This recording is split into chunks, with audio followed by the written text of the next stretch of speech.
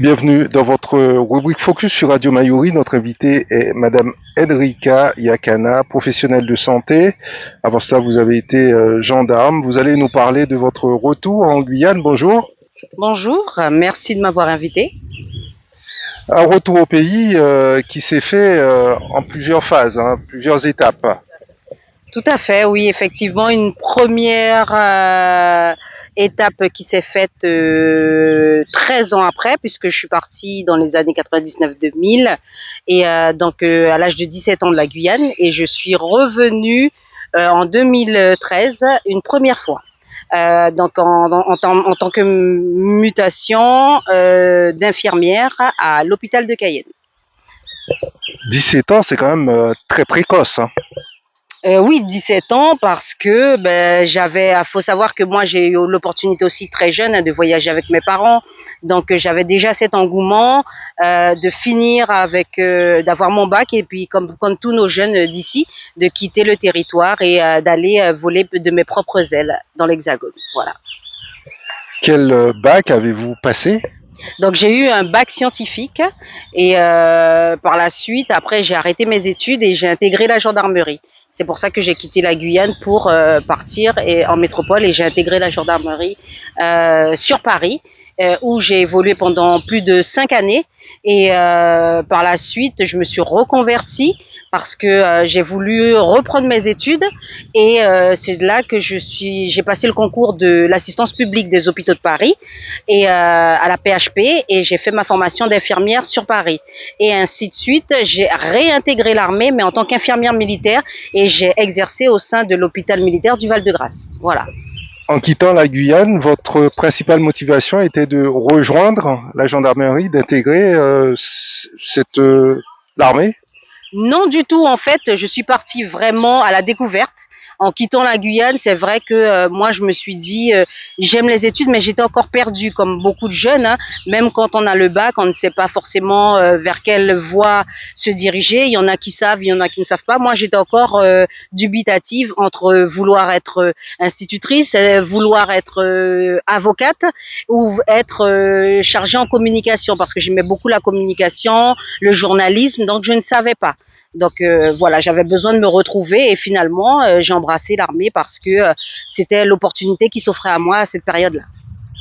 Arrivé en France, vous avez passé tout de suite le concours où il y a eu quand même quelques mois à l'université ou dans d'autres établissements.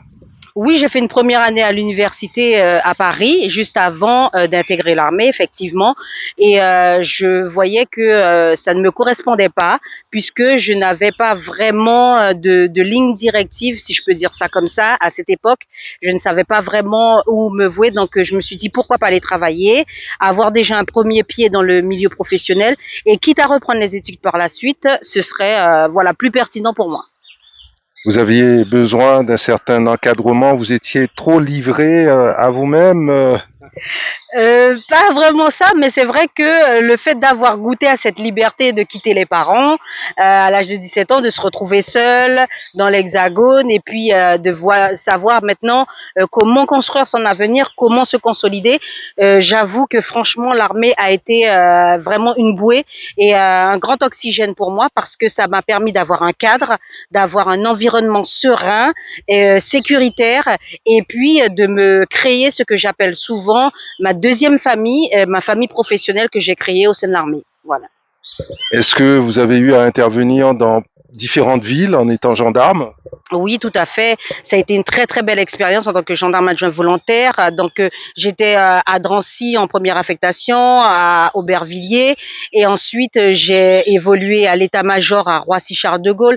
J'ai eu l'opportunité de suivre l'escadron en déplacement avec les équipes de santé de Maison-Alfort, puisque moi j'étais rattachée au centre médical de la gendarmerie où j'étais affectée.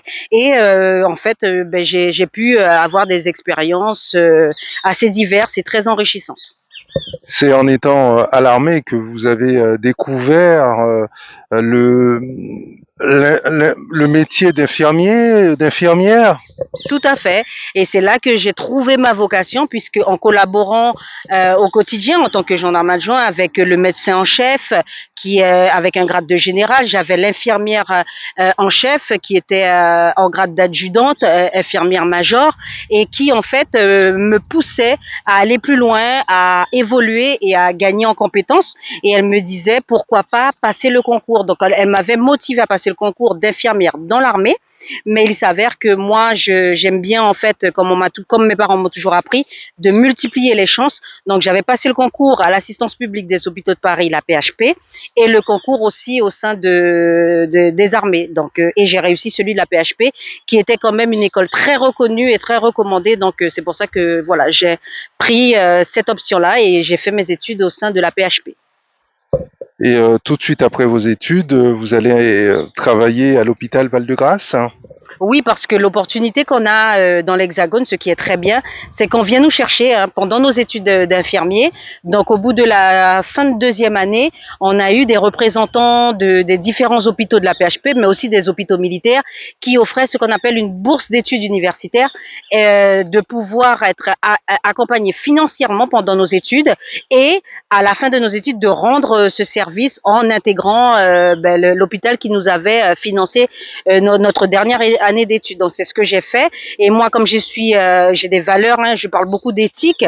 Je suis très loyale et j'avais été très marquée positivement par l'armée. Donc je voulais à nouveau retourner au sein de l'armée en tant qu'infirmière et œuvrer en tant qu'infirmière militaire. Et vous allez décider de revenir pour la première fois en 2013 en Guyane. On peut dire que vous n'avez pas pris beaucoup de risques, hein, puisque votre mobilité rentre dans le cadre d'une mutation. C'est ça. Exactement, donc je fais le choix de revenir au pays parce que bon, on évolue, comme on dit chez nous entre guillemets, l'âge rentre, on crée notre petite famille, voilà, on est en concubinage, donc j'ai suivi mon conjoint à cette époque-là et je suis rentrée en Guyane et en fait j'ai quitté l'armée à cette époque-là et j'ai intégré ce qu'on appelle la fonction publique hospitalière en intégrant le centre hospitalier de Cayenne, voilà, en tant qu'infirmière. Est-ce qu'on peut dire de vous, Enrica Iakana, que vous êtes quelqu'un de très ambitieux et que vous aimez le changement? Alors j'adore le changement, j'adore l'évolution, j'adore m'ouvrir puisque j'ai eu cette grâce, moi comme je dis souvent, partir à l'âge de 17 ans, donc m'ouvrir au monde, m'ouvrir aux autres et découvrir d'autres cultures, d'autres états d'esprit, d'autres évolutions. Donc oui, effectivement, en fait, moi je suis quelqu'un qui saisit les opportunités. Et comme je vous ai dit, hein, j'ai eu la chance de rencontrer de très belles personnes dans mon parcours. Et moi, je garde que le positif. Hein. Donc, à l'armée, j'ai rencontré vraiment des professionnels aguerris, des gens gentils, bienveillants. En tant qu'infirmière, voilà, j'ai eu l'infirmière major qui m'a poussée, qui m'a encouragée à devenir moi aussi infirmière, ce que voilà, aujourd'hui, je suis depuis maintenant plus de 15 ans. Donc, voilà, oui, effectivement, j'ai eu l'opportunité de rencontrer de belles personnes et de saisir des occasions. Voilà. Est-ce que vous continuez à ce jour à exercer comme infirmière? Alors infirmière, j'ai mon diplôme, donc je suis infirmière à vie. Hein, donc comme je dis souvent, je n'oublie pas d'où je viens. À n'importe quel moment, je peux remettre ma blouse et faire des piqûres ou autre. Donc je suis une infirmière confirmée et experte. Donc oui, j'ai mon diplôme, mais en revanche, j'ai évolué et j'ai quand même pu acquérir d'autres diplômes et gagner en compétences. Voilà. Une expérience en Guyane qui n'a pas été, on va dire, constante. Il y a eu des hauts, des bas.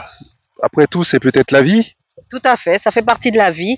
Il faut s'adapter, je dis souvent, il faut s'adapter, il faut savoir rebondir et il faut s'accrocher aussi parce que rien n'est facile. On sait très bien que le retour au pays, ça date pas de notre génération, mais ça date de toujours. Le retour au pays n'est pas toujours facile parce qu'il y a ce que je vais appeler cette cassure entre ceux qui restent au pays, qui ne partent pas, et ceux qui partent et qui veulent revenir parce qu'on croit que ce sont deux mondes différents alors que on est exactement dans le même monde avec nos difficultés quand on est dans l'Hexagone et ceux qui sont ici, sauf que lorsqu'on revient, on est tous les mêmes et et qu'on a envie d'œuvrer pour notre beau territoire. Donc voilà, moi mon objectif a été de revenir parce que j'ai des attaches, j'ai de la famille et j'aime mon pays. Et donc oui, effectivement, ça n'a pas toujours été facile parce que je pense qu'il y a un manque de, et je le vois hein, autour de moi par le biais d'amis et de proches. Je pense qu'il y a un problème de communication et aussi de prévention, de communication autour de ce retour au pays de beaucoup de jeunes qui se fait de manière un peu chaotique parce qu'on n'est pas préparé, parce que ceux d'ici sont pas préparés et ceux qui arrivent aussi de manière à ce qu'on soit harmonisé. Voilà. Est-ce que vous avez l'impression, parfois, vous étiez un peu incomprise, voire même aller plus loin, est-ce que vous vous êtes fait des ennemis parce que justement on voyait pas les choses avec les mêmes lunettes, les mêmes filtres? Oui, c'est vrai que nous, on arrive souvent, quand je dis nous, hein, parce que je parle aussi pour beaucoup qui sont venus et qui ont échoué et qui sont repartis, parce que moi j'aime bien, hein, je me suis créé un réseau, donc je parle beaucoup avec des Guyanais qui sont venus, qui ont fait 2 ans, 1 an et qui sont repartis démoralisés, déprimés en se disant moi je remets plus les pieds en Guyane, c'est trop difficile, ils nous comprennent pas. Pourquoi? Parce que effectivement, moi aussi je l'ai connu, c'est que certains pensent que l'on arrive pour prendre la place de X ou de Y, alors qu'il y a de la place pour tout le monde dans le pays. Et que ce qu'il faut qu'on entende aussi, c'est qu'on doit travailler ensemble et que chacun trouve sa place de manière à ce qu'on soit complémentaires et qu'on mette en place cette intelligence collective pour le territoire. Alors, pendant ces années à l'hôpital André Rosemont à Cayenne, comme infirmière, vous allez postuler et vous allez réussir un concours qui va vous amener à repartir de nouveau. Effectivement, donc j'arrive avec beaucoup de dynamisme, beaucoup de motivation. Avec la directrice des soins à l'époque, à cette année-là, j'étais très appréciée et donc très motivée. Donc, vous l'êtes moins aujourd'hui? vous voyez, quand on monte les échelons, on dérange visiblement. Donc, je le dis comme ça. Donc, j'étais très appréciée à l'époque de la directrice des soins. Donc, j'ai évolué très rapidement, un peu trop vite visiblement pour certains, ce qui a dérangé puisque j'avais à peine une vingtaine d'années. Donc, quand vous voyez, vous arrivez, une jeune fille de 25 ans arrive et qu'elle passe déjà le concours et qu'elle le réussit du premier coup, alors que d'autres, ça fait 10 ans qu'ils le passent et voilà, ça peut être un peu compliqué pour certains. Sauf que j'avais envie, j'étais motivée, j'étais dynamique et voilà, j'ai réussi mon concours et après j'ai voulu repartir pour avoir mon diplôme, pour être éligible et pour être éligible à la fonction que je souhaitais occuper, qui est la fonction de cadre de santé. Donc, je suis repartie en 2015 à Paris, à la suite d'un congé maternité. Donc, puisqu'il y a la vie hein, qui continue, qui évolue. Donc, j'ai fait mon concours et je suis revenue. Pourquoi? Parce que, encore une fois, je vous parle de valeurs, de loyauté envers l'hôpital, puisque l'hôpital m'a financé ma formation, m'a accompagnée dans ce cursus. Donc, pour moi, il était légitime de revenir en Guyane et de servir l'hôpital de Cayenne qui avait besoin de cadres confirmés. Alors que j'ai été sollicitée dans l'Hexagone à plusieurs reprises pour rester là-bas et pour œuvrer en tant que cadre à différents hôpitaux dans l'Hexagone. Mais j'ai refusé ces offres-là pour revenir chez moi.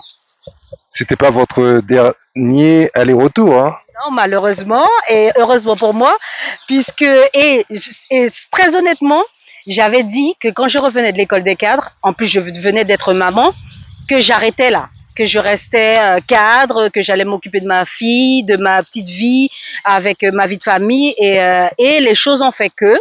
Donc, il faut être très honnête, hein, j'ai eu des difficultés, on n'a pas voulu me titulariser alors que je suis diplômée, je suis sur un poste vacant depuis 2016, diplômée cadre de santé. Je suis sur un poste vacant, j'ai fait 3 années à l'EHPAD USLD de l'hôpital de Cayenne et donc pendant 3 ans en tant qu'infirmière, mais non titularisée en tant que cadre alors que je suis diplômée et sur un poste vacant. Il s'avère que je ne suis pas restée à me reposer sur mes lauriers. Il y a eu à un moment donné l'administration provisoire qui arrive de métropole, des gens du ministère de la Santé, qui ont reconnu les valeurs de la Guyanaise que je suis et fière de l'être, et qui m'ont titularisé, non, qui m'ont stagiairisé, c'est différent. Donc une première étape, ça c'est très juridique administratif, qui m'ont stagiairisé en 2019, mais entre-temps j'avais passé le concours pour l'école de préparation des directeurs dans l'école des hautes études en santé publique à l'EHSP à Rennes. Et miraculeusement, j'ai réussi mon concours aussi du premier coup. Donc il fallait repartir, il fallait faire un choix. J'abandonne pas, je reste. Et finalement, je suis partie. Les fonctions que vous occupez aujourd'hui correspondent à vos ambitions, à ce que vous vous en attendiez? Alors on va dire peut-être que je suis entêtée. Après tous ces étapes-là, partir en 2019 faire l'école des hautes études en santé publique. Donc j'ai fait une année de prépa qui s'est très bien passée. Puis j'ai réussi mon concours parce que j'étais partie pour être directeur d'établissement médico-social. Il s'avère que lors de la formation à l'EHSP, j'ai été repérée et on m'a dit que j'avais une vision plutôt territoriale et que je pouvais faire un concours beaucoup plus important et qui me correspondait mieux à ma vision et à mon potentiel. Donc j'ai fait le concours d'inspectrice sanitaire, sociale et médico-sociale. Et sanitaire, sociale et médico-sociale, oui, voilà. IAS, ça s'appelle. Et donc, j'ai réussi le concours en 2020. Donc, je suis rentrée en formation à nouveau en 2021. Et en 2021, j'ai embrassé une formation pendant 15 mois. Donc, la formation s'est déroulée comme il se doit et il fallait faire un choix. Être affecté par la suite, soit dans l'Hexagone ou soit en Guyane. Donc, j'ai fait le choix à nouveau, donc pour des raisons familiales aussi, de revenir au pays et d'exercer. Donc, je me suis attachée en communication avec l'ancienne DG d'ARS qui était Clara Debord pour un retour au pays. Et donc, il y avait une ouverture de poste qui s'est faite à ce moment-là. Et donc, j'ai postulé pour revenir en Guyane en tant que directrice territoriale de l'Ouest guyanais à l'ARS Guyane. Il s'avère que ça n'a pas plu à certains Guyanais. Il s'est passé ce qu'il s'est passé. Bref, donc Que s'est-il passé? que s'est-il passé? Eh bien, ça n'a pas plu. Des coups de fil ont été passés. Je n'ai pas été titularisée sur mon poste d'inspectrice. Voilà, en sachant que ma formation s'est très bien passée, avec de très belles évaluations, avec de très bonnes notations. À la fin, bizarrement, il s'est passé une note à la fin de mon parcours, au moment où je dois être mutée à une semaine, bizarrement, et une note qui a fait que ça a été chaotique et qui, soi-disant, a été la note révélatrice pour que je ne sois pas titularisée. Sauf que Madame Yakana, elle sait rebondir, donc elle s'est accrochée avec tout ce que j'ai pu apprendre en 3 ans. Vous avez rebondi à la mairie de Cayenne? Oui, visiblement, je pensais. Donc, alors je me suis dit, après avoir été fonctionnaire d'État, fonctionnaire hospitalier, on garde le sourire, on va embrasser une carrière dans la territoriale en se disant, pourquoi pas, avec tout le bagage que j'ai pu acquérir, pourquoi pas y aller? Arriver à la mairie de Cayenne après l'affaire du DRH en me disant motivée, je vais soutenir Madame le maire et les équipes, je vais faire de belles choses et les accompagner. J'y vais et je suis allée vraiment avec beaucoup de motivation et de bon cœur pour faire de belles choses à la mairie de Cayenne et il s'est avéré ce que tout le monde a vu, hein, ce qui s'est passé et depuis janvier 2024, je ne suis plus à la mairie de Cayenne et j'ai repris mes fonctions, voilà, comme il se doit. On vous a mis des pots de banane. Beaucoup, beaucoup, beaucoup. Je ne sais pas si c'est le retour au pays. Alors, comme je dis souvent, hein, mon cas n'est pas unique. Hein. Moi, j'ai voulu vraiment médiatiser les choses parce qu'à un moment donné, il faut que les gens sachent qu'il faut se préparer avant de revenir au pays. Revenir au pays, c'est pas facile. Est-ce que vous gênez? Il y a des gens qui se retrouvent, en tout cas qui peuvent avoir l'impression d'être bousculés dans leur quotidien. Le fait que vous amenez une nouvelle énergie. Alors, vous, quand vous dites vous, c'est très bien parce que c'est le retour que j'ai eu aussi d'autres Guyanais qui sont repartis, hein, vraiment dépités, démoralisés, qui sont eux aussi revenus avec beaucoup de motivation dans d'autres fonctions publiques, hein, que ce soit la territoriale, que ce soit l'État ou bien l'hospitalier, et que ils ont été déçus parce qu'ils ont été incompris, effectivement. Ils étaient venus pour apporter leur pierre à l'édifice, pour apporter en fait leur savoir, leurs compétences, et au lieu d'être complémentaires, ils se sont fait écraser par une masse qui n'a pas compris la volonté de tous ces jeunes, parce que nous sommes nombreux à rentrer, à vouloir rentrer, mais il y en a qui repartent et qui reviennent plus. Mais moi, j'ai décidé de ne pas lâcher et de rester debout. Voilà. À vous entendre, dégagé, en tout cas vous ressemblez à un entrepreneur, vous avez le profil, je dirais, d'un entrepreneur. Pourquoi vous entêtez à rester dans la fonction publique et pourquoi vous n'avez pas créé un projet, mis en place une structure, pourquoi vous l'avez pas fait? Alors pourquoi je l'ai pas fait? Parce que c'est en cours et que les meilleures choses restent secrètes. Donc voilà. N'empêche que je suis fonctionnaire depuis 20 ans. J'ai quand même acquis une certaine expérience et que moi, il faut savoir, la fonction publique, c'est pas une tare. Hein, la fonction publique aussi, il faut. Et moi, j'aime. Tout le monde ne peut pas être entrepreneur. Hein. Moi, on m'a dit que j'ai le profil. Moi, je me le sentais pas pendant encore plus jeune avant. J'avais pas Manque de cette confiance? ben en fait, il faut prendre le temps de se connaître. Moi, je sais que j'ai acquis certaines compétences et que j'étais spécialiste dans certains domaines, mais je n'avais pas cette ambition d'aller dans l'entrepreneuriat. Et je vois que l'entrepreneuriat ici en Guyane prend un certain essor. Effectivement, ça peut être une option à prendre, effectivement. Au moins cette interview vous aura servi à quelque chose. Est-ce que, alors c'est vrai que vous avez publié notamment sur Facebook un certain nombre de posts suite à votre départ de la mairie de Cayenne. Comment ça a été interprété? Est-ce que ça a développé une certaine animosité vis-à-vis de vous? Alors, à ma grande surprise, j'ai eu énormément de messages. Alors, là où je suis encore plus sidérée, c'est en dehors de la Guyane. J'ai eu des messages de la Guadeloupe, de la Martinique, de la Guyane, des gens qui m'ont apporté leur soutien, des gens qui m'ont apporté des témoignages aussi. Et c'est là que je vous ai dit, je me suis consolidée d'ailleurs un réseau que j'avais commencé à mettre en place, de Guyanais qui sont venus, qui sont repartis, qui m'ont parlé d'expérience, de Guyanais aussi sur le territoire mais qui aujourd'hui veulent rester en sourdine, qui ne veulent pas se faire connaître et qui se restent dans leur coin par peur de représailles, par peur de je ne sais quoi. Hein. Et je me suis dit, effectivement, il y a quelque chose à faire. Il faut vraiment qu'on désamorce cet état d'esprit et qu'il faut qu'on apprenne à entendre qu'il y a des Guyanais qui arrivent de l'Hexagone, il y a des Guyanais de Guyane et que nous sommes complémentaires et qu'on doit travailler ensemble en intelligence collective. Comment vous est venue cette idée de déverser sur les réseaux votre colère dans un département où règne plutôt le pas de vague, surtout dans l'administration? C'est ça. Alors, comment je vais dire? Je vais dire Vous avez cassé les codes. non, en fait, je suis assez spontanée. Je suis quelqu'un de spontané et je vous avouerai, je suis pas là pour plaire aux gens en fait. Si je plais, c'est que vraiment c'est au feeling, ça passe ou ça casse. On peut pas plaire à tout le monde. Ça je suis convaincue. Là, vous prêchez une convaincue et je ne cherche pas à plaire à tout le monde. Mais moi, je me suis dit à un moment donné, je peux pas garder ça pour moi parce que c'est trop gros, c'est trop fort. Surtout que je suis convaincue que je n'ai rien fait. Je n'ai fait que faire mon travail, vouloir œuvrer. Ensuite, je suis née à Cayenne. J'ai ma famille qui a travaillé à la mairie de Cayenne. Donc moi, c'était toute ma volonté de vouloir œuvrer pour la mairie et faire que du bien. Donc je me suis dit non, on ne peut pas me faire quelque chose comme ça alors que je n'ai rien fait. Et juste avant, il y a eu l'affaire du DRH qui lui a fait 1 an, 2 ans sans difficulté, sans diplôme, et que moi je puisse subir autant de méchanceté alors que je n'ai rien fait. Donc moi, il était hors de question que je subisse parce qu'à un moment donné, il faut arrêter de subir, quoi. Voilà, c'est tout. Et je remercie encore une fois nos aînés, nos aïeux qui ont subi avec l'esclavage, avec autant de choses, et que nous aujourd'hui on veut plus subir. Notre génération on dit stop, quoi. Voilà. En clair, on vous a poussé gentiment à la sortie, c'est ça?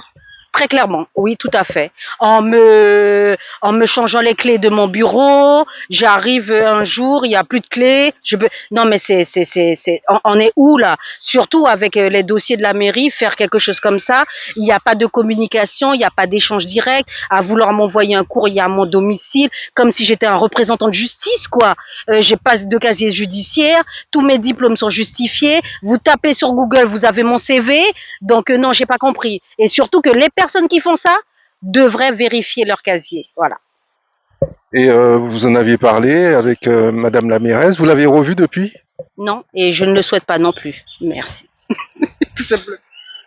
Alors, Madame Yakana, ça y est, aujourd'hui, vous vous sentez totalement épanouie? Ah oui, en fait, il faut que ça sorte. Avec moi, il faut que ça sorte. C'est sorti, c'est fait. Maintenant, en avant, j'ai pas d'animosité. Ceux qui veulent en avoir, c'est eux. Moi, je sais, je suis en toute tranquillité, je suis en paix, j'avance. Mes diplômes sont à moi. J'ai travaillé pour ça, j'ai sué, j'ai vraiment travaillé durement. J'ai sacrifié ma famille, déplacé mon bébé, déplacé mon conjoint, partir, revendre, à chaque fois revenir. C'est pas une masse à faire et je veux vraiment le dire. Il y a des familles qui font énormément de sacrifices. J'ai une amie qui avait 5 enfants, qui a fait 5 allers-retours en Guyane et la France pour à chaque fois essayer de revenir chez elle et s'installer et repartir toujours pour les mêmes causes. Je dis qu'à un moment donné, il faut que ça cesse, quoi, parce que on ne revient pas juste pour le plaisir, mais on revient parce qu'on a nos attaches. On est né ici, on aime notre département et que c'est pas facile, on nous fait pas de cadeaux. Voilà. Et vous, aujourd'hui, quels sont vos projets? Comment voyez-vous ou entrevoyez-vous votre avenir en Guyane?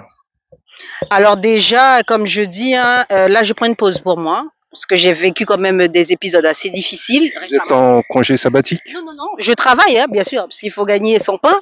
Mais quand je dis je prends une pause, je pense à moi maintenant, parce que j'ai toujours fait pour vouloir œuvrer, vouloir m'engager, m'investir.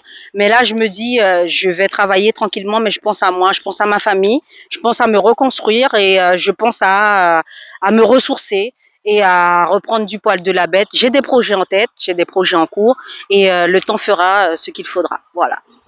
Tous ces combats à l'usure vous ont quand même atteint?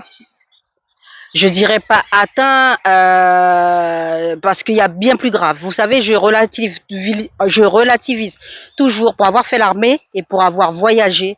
Il y a toujours pire que soi. Il y a des gens qui souffrent dans le Mais monde. on se tait dans l'armée, dans la gendarmerie, on parle pas. Mais quand je dis, quand on voit ce qui se passe dans le monde, qu'il y a d'autres personnes qui souffrent, qu'il y a aussi des enfants qui n'ont pas la chance d'avoir un toit, qui n'ont pas la chance d'avoir de la nourriture sur leur table, c'est de ça dont je veux parler, qu'il y a des gens qui sont dans les rues, qui n'ont pas la chance d'avoir ce que nous avons. Et quand je vois que des petites griefs de jalousie, des bêtises, pour moi, ça c'est subtil, c'est voilà, ça peut passer au-dessus. Il faut pas s'attarder dessus parce que la vie m'a montré qu'elle peut être très courte et j'ai pas envie de la gaspiller. Voilà, tout simplement. Pourriez être tenté par la politique?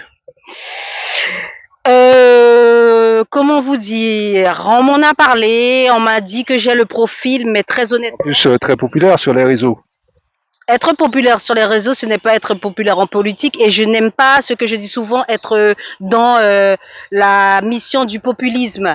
Je suis quelqu'un de très authentique, c'est pour ça que je dis on aime ou on n'aime pas. Je n'aime pas faire semblant et je ne suis pas une langue de bois, donc je ne sais pas si ça va aller avec la politique.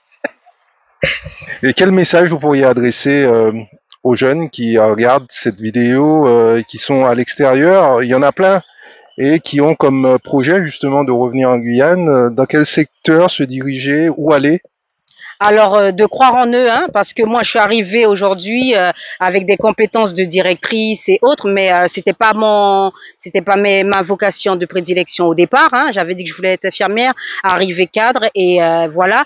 N'empêche que je suis très heureuse parce que des gens m'ont fait confiance, des gens ont cru en moi, des directeurs ont vu mes compétences, des personnes haut placées m'ont poussé à aller au plus loin, et je remercierai toujours. Elles se reconnaîtront. Hein. D'ailleurs, en Martinique, en Guadeloupe, des amis qui m'ont appelé et qui m'ont dit viens travailler avec moi et autres. Sauf qu'aujourd'hui, j'ai fait le choix de faire une pause et de rester chez moi pour l'instant. Nul n'est fermé que je reparte peut-être un jour. Mais je voudrais dire aux jeunes de croire en eux, de ne jamais, jamais laisser autrui leur dicter ce qu'ils sont et qui ils sont, et de toujours savoir d'où l'on vient et ce qu'on veut faire plus tard. Et rien ni personne ne pourra savoir à notre place, quoi. Parce que même mes propres parents m'aiguillent et m'accompagnent, mais n'ont jamais décidé pour moi. Voilà. Puis ma dernière question, Enrica Iacana, c'est par rapport au projet du CHU, hein, on n'en parle pas forcément en ce moment, mais on sait que c'est un des grands projets de l'avenir de la Guyane. Vous y voyez une opportunité là pour le département d'avoir des chercheurs, d'améliorer notre système de santé? C'est un combat qui ne date pas d'aujourd'hui. Ce CHU, on le réclame depuis des années. L'ancienne gouvernance de la CTG a lutté pour mettre en place ce projet. Donc, ils sont à l'initiative de ce déclenchement avec l'ARS de ce projet du CHU. Et j'y crois. J'y crois, j'espère de bon augure qu'on va y arriver et aussi qu'on aura un nouvel hôpital avec dans un vrai mur comme le CHU de la Guadeloupe là, qui va bientôt ouvrir, un hôpital neuf digne de ce nom. Et par contre, je sais qu'on a tout le potentiel sur le territoire d'avoir de beaux chercheurs, d'avoir vraiment des missions que l'on ne fait nulle part ailleurs, comme l'HUMIT, les maladies tropicales et infectieuses qui existent en Guyane. Donc franchement, j'y crois et j'espère que c'est en équipe, hein, parce que c'est pas une personne qui fera avancer la Guyane. Ça, il faut qu'on se le mette dans la tête et que c'est ensemble et il faut qu'on apprenne à travailler ensemble mais en grande intelligence. Merci, Madame Enrika Yakana, pour cet entretien. Merci à vous, merci pour l'invitation.